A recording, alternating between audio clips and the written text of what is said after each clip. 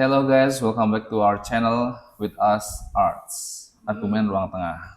Oke. Nah dulu tuh waktu saya baru lulus S1, itu kan saya pendidikan bahasa Inggris. Ya guru tuh ya gajinya low lah. Nah kemudian ketika saya mau cari perusahaan-perusahaan yang gede-gede itu mintanya yang analis, data scientist, which is itu lulusan TI. Nah kita datangkan narasumber yang dari TI. Ya. Setelah saya baca profil Budian itu S1 dari UMS, Pak. UMS. Kemudian nggak puas S1, nambah ilmu lagi, lanjut ke S2. itu kenapa Bu kok bisa kepikiran ke TI? Apa gara-gara udah tahu nih gajinya developer itu apa sih? FR developer, front-end developer tuh gede, tahu atau gimana? Ya oke. Jadi Grogi saya, minum dulu. oke. Wawancara Jadi orang minum tuh grogi guys. jadi Iya. gini Pak Seno. Sebenarnya saya di TI itu jurusan yang terakhir saya pilih. Oh, berarti the last choice ya. Yang pertama Iya. Pak, bukan Pak ya. Yang benar Yang pertama bukan Pak itu kan ya. bukan. Yang pertama Bu. Yang pertama itu sebenarnya saya pilih jurusan ilmu gizi. Jadi tentang kesehatan. Oh, mau jadi ahli gizi. Kemudian Tapi pokoknya last choice-nya itu adalah TI. TI gitu. Karena pada waktu itu ya memang jurusan yang hype gitu ya. Hype TI ya, itu hype ya. TI. 2000 berapa itu Bu? 2016. Yang ahli gizi nggak hype? Ahli gizi dulu nggak hype, Pak. Ya bukan nggak hype sih, karena belum rezekinya jadi ahli gizi. Oh, berarti udah sempat daftar, Udah sempat tapi belum jodohnya. Belum jodohnya. Kemudian ganti ke TI. Iya. Yang ahli gizi daftar kampus mana? Kampusnya dulu daftarnya coba UGM. Oh, UGM. Jadi pesaingnya itu sekitaran pokoknya 1:1000, Pak. Oh, Yang susah diterima ya. 12 dari 1.300 orang atau SNMPTN 1.200 itu gitu. Iya. Ya belum jodohnya aja. Mm-mm. Kemudian akhirnya pindah haluan ke TI. Iya. TI-nya ambil di? Di UMS. Oh, karena deket ya sama rumah ya. Iya, dekat sama Klaten. Kan beliau ini kan aslinya Klaten, lahir di Klaten juga ya. Iya. Jadi ambilnya, tapi kos ya Bu ya? Iya, kos, Pak. Kalau ngelaju itu berapa lama tuh? Kalau ngelaju ya kurang lebih sih 50 menit sih. Oh ya harus kos sih gitu. Mm. Terus kenapa akhirnya kemudian S2 TI lagi ya? Enggak, ilmu komputer. Oh, yang S1 TI, S2-nya ilmu komputer. Iya, betul. Ambil UGM. Kenapa kok ngentang beda jurusan gitu? Sebenarnya kalau teknik informatika sama ilmu komputer itu Satu rumpun. satu rumpun, Pak. Sama-sama ya, maksudnya Sebenarnya, masih tapi dalam satu himpunan gitulah. Tapi ya memang karena saya pengennya di UGM, lah kebetulan di UGM itu ada 2 jurusan. Antaranya yang satu itu teknologi informasi, atau pilihan kedua itu ya ilmu komputer. Terus karena saya basicnya suka matematika, maka dari itu saya ambil ilmu komputer. oh gitu suka sih. matematika ya? Iya. Beda sama saya. Kalau saya benci banget sama matematika. Nah itu. Tapi suka ngitung-ngitung kan, Pak? Iya, bukan matematika tapi itu ngitung duit. Bukan ngitung matematika. Oke. Beda ya. Duit terus ya. Nah, agak reverse ke depan lagi nih Bu. Mbak Sen. Tadi kan S1 di Solo ya. Itu TI di Solo di UMS itu belajar apa aja Bu? Sebenarnya banyak sih Pak. Di antaranya yang pertama itu pemrograman dasar, pemrograman web, C++. jaringan komputer. Iya betul, C++. Terus belajar data warehouse dan data mining, DWDM. Terus dan masih banyak lagi sih sebenarnya mata kuliahnya itu. Itu paling sulit yang mana Bu? Karena saya dulu itu memang tidak 100% di TI, itu menurut Sulit saya semua. paling sulit itu di pemrograman dasar pada waktu itu, pada semester 1. Kayak kok susah banget ya pada waktu itu. Tapi setelah mencoba buat ayo coba belajar, terus akhirnya ya menurut saya sih nggak sesulit itu. Berarti kalau misalkan ada orang yang pinter gambar tapi nggak bisa matematika lah, tapi nilainya ngepres KKM terus waktu SMA, bisa nggak tuh daftar ke TI? Bisa Pak. Bisa, tapi bisa banget. Tersiap-siap gitu ya? Ya sebenarnya itu kan tergantung usaha ya. Maksudnya kalau memang benar-benar belajar terus kan insya Allah pasti bisa sih. Saya tuh dulu matematika jelek banget Bu. Saya tuh matematika tertinggi saya tuh waktu ulangan itu maksimal 6, itu udah belajar hampir tiap hari, maksimal 6. Paling saya itu kalau ulangan dapatnya tanda tanya, 1, 2, 3, 0 gitu. Ya. Nah, orang seperti saya kalau masuk ke TI itu bisa nggak kira-kira? Bisa, Pak. Tetap bisa? Bisa. Kenapa saya bilang bisa? Karena ada teman saya jurusan IPS, Bisa juga? SMA IPS, masuk TI. Oh. Bisa. Gitu. Yang Jadi penting kerja keras gitu ya, Iya, mau kerja belajar keras. keras ya. Oh. soalnya sekarang ini apa ya, anggapannya kalau TI itu tuh pasti dari SMK. Nah, itu kan Gitu. saya menyangkal itu sih, Pak. Soalnya banyak juga jurusan yang dari SMA. Oke. Nah, kalau bisa semua gitu, terus tantangannya di TI apa dong? Kayak nggak ada tantangan kayaknya. Tantangannya sebenarnya banyak ya, Pak. Yang pertama itu asal soft skill. Kayak misalkan saya di tahun 2016 misalkan saya belajar tentang Python. Kemudian Apa tuh Python? Python itu salah satu bahasa pemrograman, Pak. Oh, oke. Nah, sekarang saya belajar Python. Dulu sama saya belajar sekarang pasti ada upgrade. Iya, Kita harus pasti, upgrade ya. terus. Tuh, nggak boleh kita Teknologi ya. mengandalkan apa ya? Oh, saya dulu pernah belajar ini, terus Cukup gitu. cukup, terus nggak belajar lagi, terus nanti diajarin, Iya. ya itu nggak bisa. Tetap upgrade terus. Oke, terus mata kuliah apa Bu yang sekiranya kalau saya belajar kenceng di situ, ketika saya lulus dari S1 TI, kemudian langsung bisa buat bertahan hidup kalau saya mau berkeluarga nih. Bisa nggak nih kalau buat bertahan keluarga gitu? Oke. Kan pada akhirnya kan kesana kan akhirnya tujuannya kuliah kan dapat ilmu, ilmu kan cari rezeki kan gitu kan. Oke. Apa ya Pak Sen? Nah, Pak Seno sukanya apa dulu nih? Di TI itu sebenarnya ada banyak. Ada pemrograman dasar. Pada waktu itu saya udah diajarin bagaimana cara membuat game. Nah, game itu pakainya ada beberapa software, Pak, pakainya. Yang pertama itu ada Greenfoot, terus ada Scratch, terus ada apa lagi ya? Unity, ada Construct. Nah, itu kalau mengarahnya ke game. Oke. Sorry Bu, saya potong. Ya. Kalau kayak software BPJS itu termasuk produk dari TI ya? Iya. Oh, berarti semua software itu produk dari TI. Iya, betul. Itu cabang dari mata kuliah? Cabang dari mata kuliah sebenarnya itu lebih ke RPL, Pak. Oh, RPL. Iya, mata kuliah yang ada di RPL ya.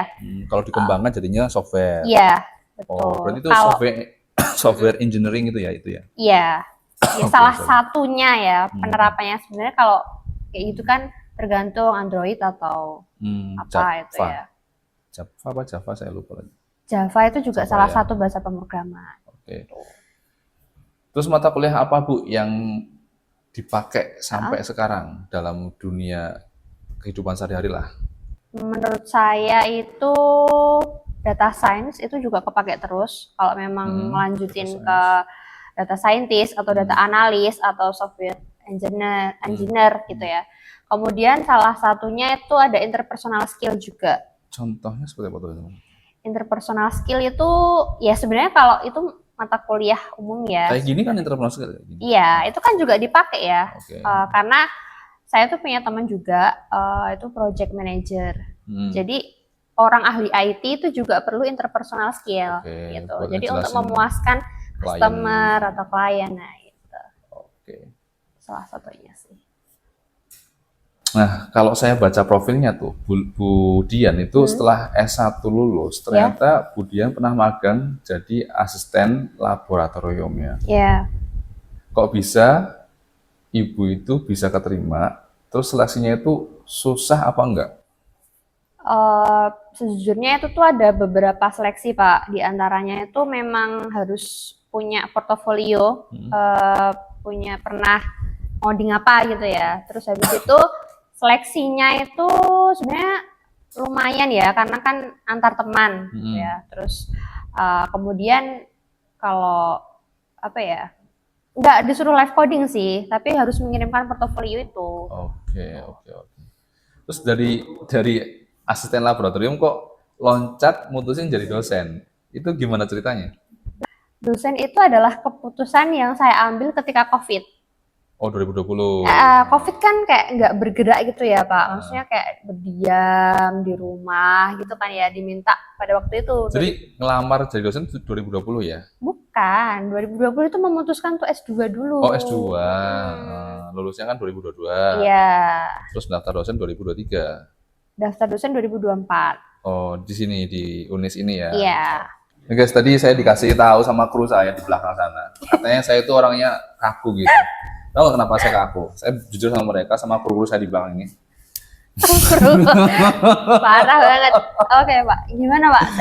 Karena saya sebenarnya deg-degan sama beliau ini. Oke, misalkan saya lulusan S1, TI, benar-benar baru lulus. Iya, iya. Saya pengennya lone wolf gitu. Ya, pengen kerja sendiri, nggak diatur-atur sama orang.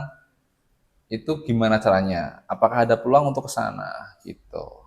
Banyak peluang Pak. Banyak ya? Contohnya jadi apa tuh? Kerjanya apa? Itu bisa bikin game, Bikin game? dijual. Oh, jualan juga akhirnya ya. Oke, mantap. Makanya tadi ada interpersonal skill, bisa ngejual juga. Oh, paham. Oke. Gitu. Terus skill apa aja yang dibutuhkan biar bisa bertahan jadi tadi kan data scientist. Data scientist itu skill apa aja yang dibutuhkan biar bisa bertahan? Yang pertama sih harus menguasai software dulu ya. Software yang untuk data scientist itu kurang lebihnya itu ada Python, ada R. Itu salah satunya atau MATLAB. Waduh, saya nggak paham tuh. MATLAB itu apa tuh? Nah, pokoknya itu 3 software itu yang biasa dipakai kalau biasanya ngolah tentang dataset gitu ya. Terus kalau misalkan software yang udah jadi gitu ya, maksudnya apa ya, yang gampangannya gitu ada Orange, ada WK, ada Rapid Miner, lah itu bisa dipakai juga oleh seorang data scientist. Oke. Saya tuh kalau lihat gajinya orang TI itu gede-gede Bu di perusahaan ya. Iya Pak. Kenapa nggak kepikiran masuk ke perusahaan besar untuk? Apa ya Pak? Mungkin karena udah apa ya, suka berinteraksi sama orang banyak ya. Mahasiswa. Kalau misalkan kita berinteraksi di apa ya, di perusahaan yang besar itu kan pasti kita ada ininya ya, kita kurang mungkin ya. Kalau menurut saya ya, itu lebih kurang. Meskipun memang salary-nya besar. Aplikasi apa aja sih? Aplikasi apa aja sih yang biasa dipakai Bu? Yang paling sering di kehidupan sehari-hari? Kalau saya tuh lebih pakainya ke Python Pak. Nah itu, Python. Terus habis itu buat apa tuh Bu? Python itu juga buat ngoding. Oh, ngoding. Ya, jadi ngolah dataset, kemudian diolah, divisualisasi pakai Python itu, kemudian nanti kita tinggal analis. Jadi kita tinggal analisis bagaimana hasil dari, kita bisa ngambil keputusan gitu loh Pak, dari pengolahan Python itu. Oke. Ini mungkin yang belum masuk ke TI agak samar-samar ya, karena saya jujur aja juga masih samar-samar gitu. Kan kita udah tahu peluang kerja TI itu besar, dan ternyata Budian itu kan dosen Unis TI di sini. Nah, misalkan saya punya teman atau kolega kerja yang pengen ambil kuliah TI, itu caranya gimana? Caranya bisa daftar aja ya Pak. Nanti ada kontak person di akhir YouTube ini yang bisa dihubungi. Ya, terus habis itu pokoknya total itu ada biayanya 2165 untuk 2.165. Iya. Itu dari buat daftar ulang. Buat daftar ulang PPKMB kayak gitu. Sama BO sekalian itu ya. Iya, BO 1 bulan. SPP kalau misalkan anak sekolah. SPP per bulannya berapa Pak Seno? 450.000. Kok saya yang tahu ya guys? Saya udah baca slide-nya tadi. Oke. Iya benar. Nah, dengan harga segitu sebenarnya worth it nggak sih? Worth it banget Pak. Alasannya apa? Alasannya yang pertama. Ini bukan scam kan? Gak ada sama sekali. Ntar takutnya scam. Itu ada orang yang mau dipolisikan gara-gara ngomong kuliah itu scam loh. Jangan-jangan itu benar scam. Enggak ya. Enggak ya guys. Jadi apa ya? Menurut saya TI itu adalah salah satu program studi yang ada di Unis. Itu yang benar-benar worth it gitu. Ya, saintek, jurusan saintek yang banyak banyak memerlukan pekerjaannya tuh banyak gitu loh Pak. Kayak demand pekerjaannya banyak. Iya, demand pekerjaannya demand jobnya banyak. banyak guys. Betul, dan gajinya juga nggak main-main kalau memang Iya, pengen diseriusin di gitu. perusahaan Di itu perusahaan pasti gede. yang memang benar-benar top 5. Iya, Nah, wong itu saya dulu tuh begitu lulus S1 bahasa Inggris itu Dua buka digit. lowongan itu semuanya TI semua gitu. Wah, daftar guru ya gajinya segitu kalau guru gitu. Iya. Cuma harus siap pressure-nya Bu ya kalau di Iya, perusahaannya. betul Pak. Tekanan banyak lah. Nah itu guys obrolan kita hari ini. Mudah-mudahan kalian dapat manfaat dari obrolan kita semuanya. Kesimpulan hari ini adalah masuklah UNIS di TI sehingga dapat uang banyak di perusahaan yang gede-gede. Ya nggak Bu? Oke. Ya, ciao. Benar banget. Ya.